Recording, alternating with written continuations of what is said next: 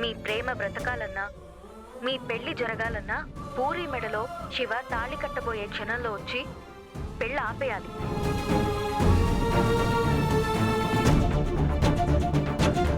బావా, నువ్వేగా రమ్మన్నా, వెళ్ళిపోతున్నావేంటి బావా? బావా ఏమైంది?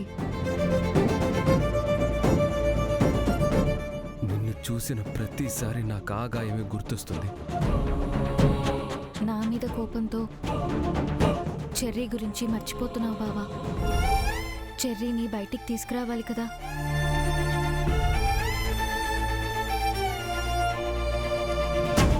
నీకోసం నేను వెయిట్ చేయాలా? నేనెప్పుడు రమ్మన్నా నువ్వెప్పుడు వచ్చావు? నా టైంకి వాల్యూ లేదా? ఎందుకు ఇంత లేట్ అయింది? యాక్చువల్లీ ఇంటి నుంచి ఇక్కడికి రావడానికి అరగంట పడుతుంది. నేను 20 minutesలో వచ్చాను.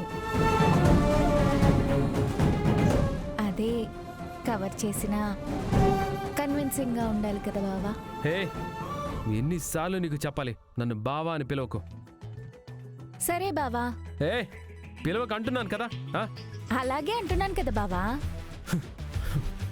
చూడు, నేను నీతో గొడవ పడ్డానికి ఇక్కడికి రాలేదు. తెలుసు బావా, నన్ను చూడ్డానికి, నాతో మాట్లాడడానికి. మాట్లాడడానికా? అదే బావా, చెర్రీ గురించి చెప్పు బావా. లిల్లీని పట్టుకోవడానికి నువ్వు హెల్ప్ చేస్తానన్నావు కదా. ఇద్దరం కలిసి ప్రాబ్లమ్ని సాల్వ్ చేద్దాం అన్నావు కదా. ఆలోచిస్తే ఆ ఐడియానే నాకు కరెక్ట్ అనిపిస్తుంది. కలిసుంటే కలదు సుఖం, కమ్మని సంసారం.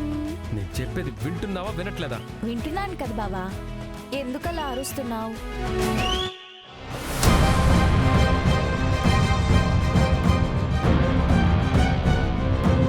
మనకి టైం ఎక్కువ లేదు. నెక్స్ట్ తీర్పు చెప్పేలోపు లిల్లీని పట్టుకొని ఎలాగైనా సరే తన అప్రూవర్గా మార్చి కోర్టులో నిజం చెప్పించాలి. దాని గురించే నీతో మాట్లాడదామని రమ్మని చెప్పాను. నేను కోర్టు దగ్గర చెప్పిందే నువ్వు నాకు ఇక్కడ చెప్తున్నావు. ఇందులో నేను కొత్తగా వినడానికి ఏముంది బావా?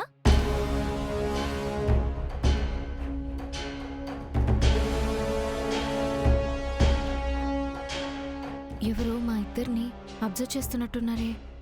ఎవరై ఉంటారు?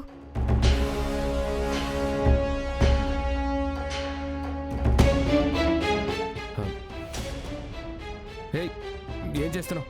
దించు.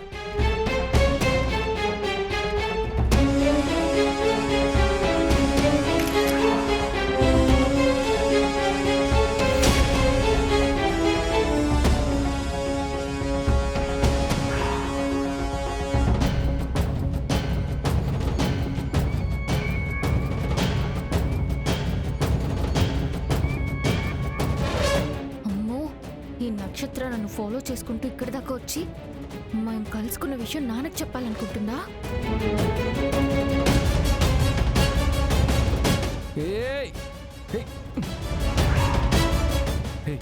ఏం చేస్తున్నావు? నిన్ను నేనేం చెయ్యట్లేదు బాబా, కంగారు పడుకు. ఈ కొంగెందుకు? మనం కలుస్తున్నట్టు తెలుసుకుని మా నాన్నకి ప్రూఫ్స్ ఇవ్వాలని నక్షత్ర మనల్ని ఫోటోస్ తీస్తుంది బాబా.